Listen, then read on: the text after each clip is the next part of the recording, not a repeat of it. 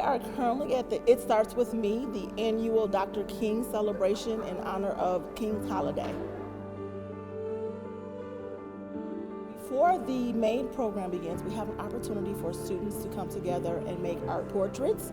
One of the things that we know from Dr. King as well as from Mrs. Coretta Scott King is that they both love the arts. And so we wanted an opportunity for students to come together. So in the studio this evening, they are making art portraits for themselves and for us to display at our schools.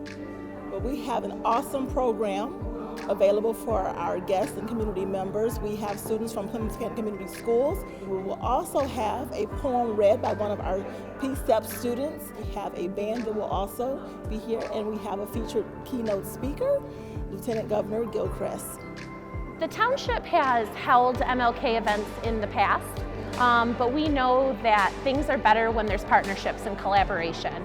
And us being such a big entity, the other big player in the community is the Plymouth Canton School District. So we thought, what better way to come together to celebrate our resources were stronger as a team. This is such an incredible partnership, having an opportunity to welcome our students, our staff, to really collaborate and be a part of this important work for our community. I'm so proud of Canton community. It really is known for the celebration of diversity. So to be able to bring this community together and focus on Dr. King, his life, his legacy, and how we must continue to carry that legacy forward.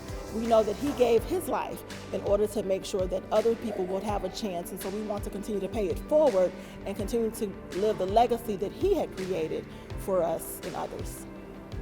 We've had a rocky few years, not just as a community, but as a nation. And opportunities like this to really come together, break down walls, have conversations, enrich our lives, educate, especially with our younger generation, really bringing all different types of people together to celebrate, and how we can enrich our community is what is most important, and I think what feels good for the community members. We learned some of the lessons from Dr. King in terms of peace and unity, and that message is so important now more than ever. It's really that call to action as we navigate just the challenges within this world. We can't forget that we're stronger together, and each of us has to do our part to really be a strong advocate for equity and access for all. So today is not just one day, it is the beginning of a conversation that must continue each and every day. Once again, a call to action that it must begin with each and every one of us.